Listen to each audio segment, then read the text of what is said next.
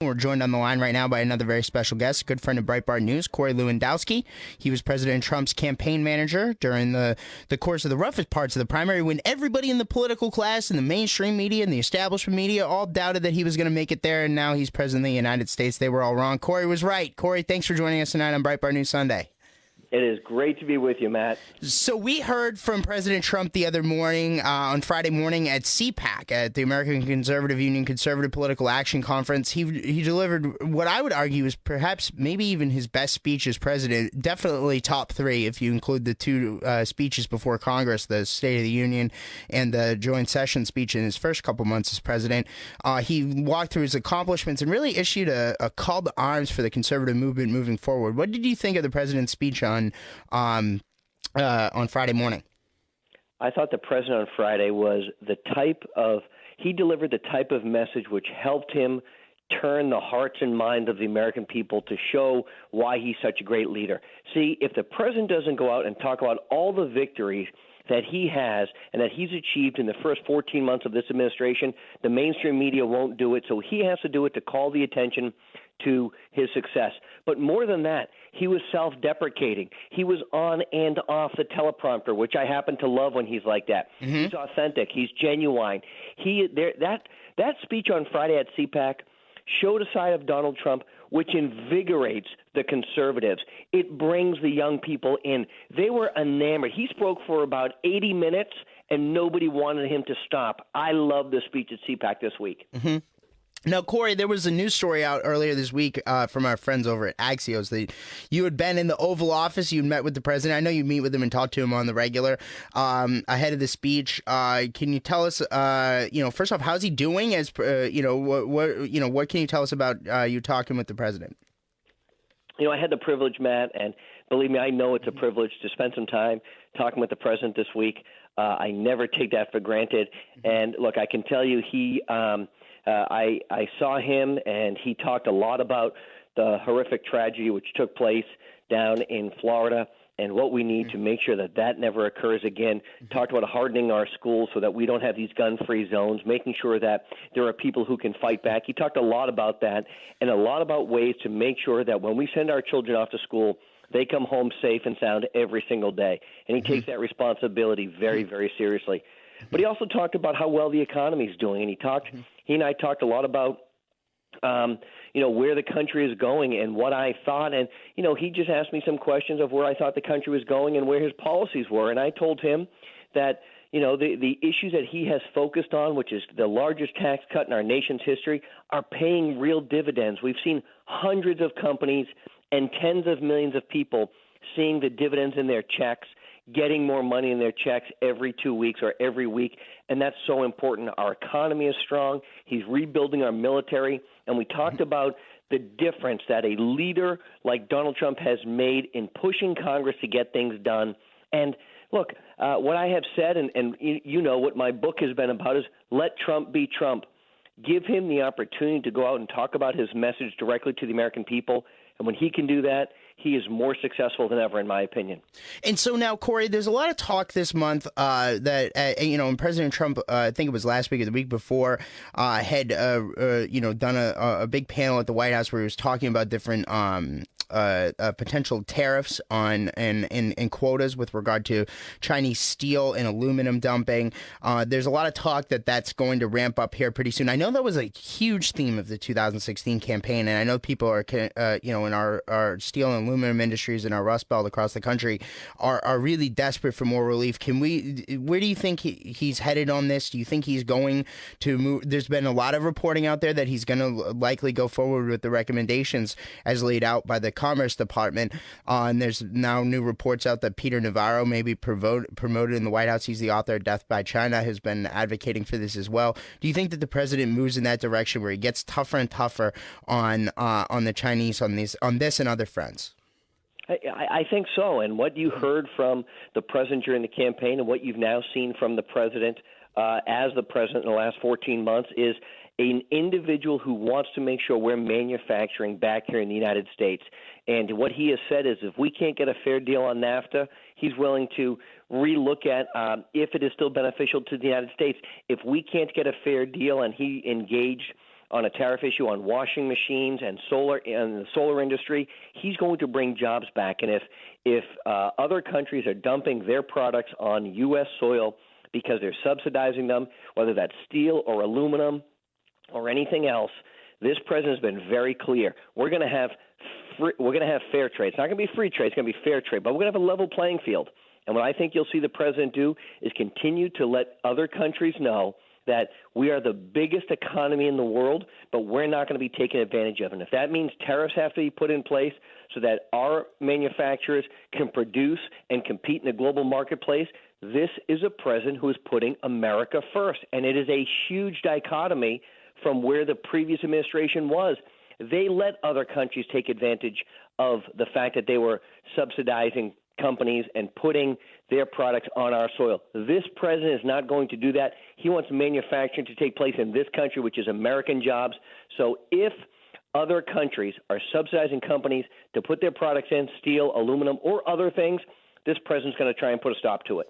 So, Corey, I want to switch gears just a little bit and ask you about the midterms. There's, of course, a battle up ahead. The conservative movement just rallied behind Trump at CPAC, but, of course, there is this rising movement on the other side, the resistance, the left. What can we do to fight them? Like, what are the conservatives need to do to hold the House? Well, the first thing, and look, the House is really ground zero. We've got 35, I think, Republican members who are either not seeking re-election or are seeking election to a different office. So they're retiring or seeking other office. And the problem with that becomes it gives Democrats opportunities to pick up seats that Republicans probably would have continued to hold, and I think specifically of seats in California, in districts that Hillary Clinton won, the Ed Royce district out there, maybe Darrell Issa's seat. If Duncan Jr. decides that he doesn't run, that's going to be another difficult seat. Mm-hmm. And so we have those problems. Then you look at states like Virginia, states that have fundamentally changed in the election cycle over the last 10 years. And you look at seats like Barbara Comstock's and David Bratt's, and even down in the Virginia Beach area where we've got a district, that could be a state that sees Republicans lose if this is a wave election. So first and foremost, we have to make sure we're recruiting good, solid candidates. Number two, we have to make sure we're raising money. And what I think you're going to see in the near term, going right up through the November election, is the president is going to be on the road. Look, we have to look at Pennsylvania 18 as a potential bellwether. We understand that that's a seat that's been in a Republican-held seat since the year 2000. The president won that district by 20 points, and right now they'll race out in the special election in Pennsylvania 18, which is in the suburbs of in Pittsburgh, is nip and tuck. It is a race right now that could go either way, and the new map, which the Pennsylvania legislature has now challenged and the court has ruled on, is going to very much change the way that the congressional districts are apportioned in that state. So Pennsylvania 18, the election is March 16th. That's going to be a critical race for the Republicans. And look, we've had some challenges.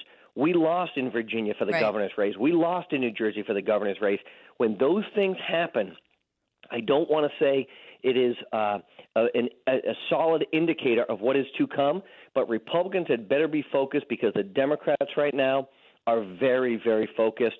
And the Democratic Senatorial Committee actually raised more money in the month of December than the Republican Senatorial Committee did, and that's a problem. Yeah, no, I couldn't agree more, and I think there's a big battle that looms ahead. So for that battle, Corey, I know one of the things that you are very, very open about is that, and this is the title of your book with Dave Bossie, is Let Trump Be Trump, right? How do we get Trump back to that? How does he – I think he was very open at CPAC. He was like that at CPAC, right, he was very open at CPAC, but how do we keep him focused on that front where he is able to do the things that he wants to do? Because when Trump is Trump, when you let Trump be Trump, he's successful, and then the movement's successful, the party's successful. How do we do that? Look, Matt, you're exactly right, and I love to say let Trump be Trump. I love to see him out speaking extemporaneously. I love him when he's out and he's on and off the teleprompter. That's what won him the election. And I think what you'll see is this president fully understands the importance of keeping his agenda moving forward, which means keeping majorities of Republicans in both the House and the Senate.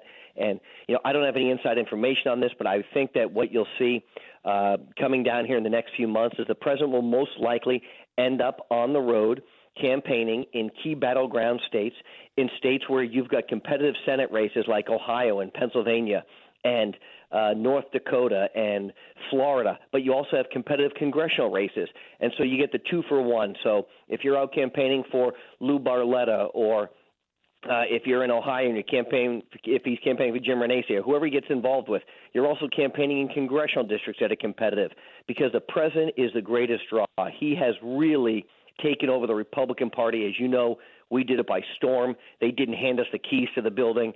Donald Trump came in, took over the Republican Party, is firmly in control of it, and understands fundamentally that if the Democrats take over the House, I am fully confident that Speaker Pelosi, if she is elected as Speaker, will move to impeach the president, and as one of the very, very first things they do. That is what is on Speaker Pelosi's agenda if she becomes the Speaker in the next session of Congress. So conservatives cannot sit by the wayside.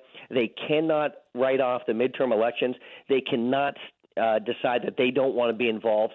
It is a critical, critical election if we like the direction of the country that's going. And if we do, we have to make sure President Trump has support in Congress to move that agenda forward. And Corey, the last thing I wanted to ask you about is that we saw this at CPAC this year, I think, which was really, really exciting with the conference that just wrapped up, is that the core ideas that President Trump campaigned on, that you were there right at the forefront of all of this stuff, whether it be trade, whether it be immigration, whether it be dealing with China, and the core economic nationalism stuff is now at the forefront of the movement. We had a story that Trump had completed his hostile takeover of the Republican Party. Politico wrote the same thing. It seems like I know there were some times where you had differences between some parts of the conservative movement and President Trump. Those are gone now. There is unity behind President Trump. How does it feel looking back on all of that? You know, it's amazing, Matt. I look back today, and 3 years ago today, the Washington Post actually wrote a story that said Donald Trump may actually be running for president. And I remember reading in that story, because it was reposted today. I remember when they all said he wasn't. Well, no, it was amazing. It was one of the first stories that said he may actually run. But what they said was, there's one of these geniuses, and I use that term pejoratively, who said, Donald Trump's not a real candidate. He's one of these, establishment type guys. But look, those days are over, and what Donald Trump has brought is he's talking about immigration. He's talking about E-Verify. He's getting the wall done. He's securing our borders, right? He's talking about things that nobody else in the Republican Party was talking about, and he's making it a priority for this Congress to build the wall. When he starts talking about workfare as opposed to welfare, which means able-bodied people go to work if they want food stamps and health benefits. When he talks about helping paid family medical leave, it's a home run, right? These are the issues that Donald Trump and only Donald Trump can bring. And the other thing that he will do is he's going to, I think, draw a clear difference between what Nancy Pelosi as the minority leader, where the direction she wants to take the country, and where the Republicans want to take the country. And if he makes that case and he makes it in public, Donald Trump wins every single time, because he now has the unity of the Republican Party behind him. They support him, and they are fully focused on keeping the majorities in this midterm election cycle. All right. Well, Corey Lewandowski, President Trump's campaign manager. Corey, where can people go to get a copy of Let Trump Be Trump, the book by you and Dave Bossie? Look, hopefully Amazon finally stocked it. They only boycott us for about 20 days because I think Bezos hates us. But we still made the New York Times bestseller list for 6 weeks. So Barnes & Noble, Amazon.com, anywhere where decent books are sold. Let Trump Be Trump, the rise of his presidency, the true inside story of what took place. All right. Well, that's Corey Lewandowski. He was President Trump's campaign manager. Thank you so much tonight for joining us on Breitbart News Sunday. We're going to take a quick commercial break. We will make America great again.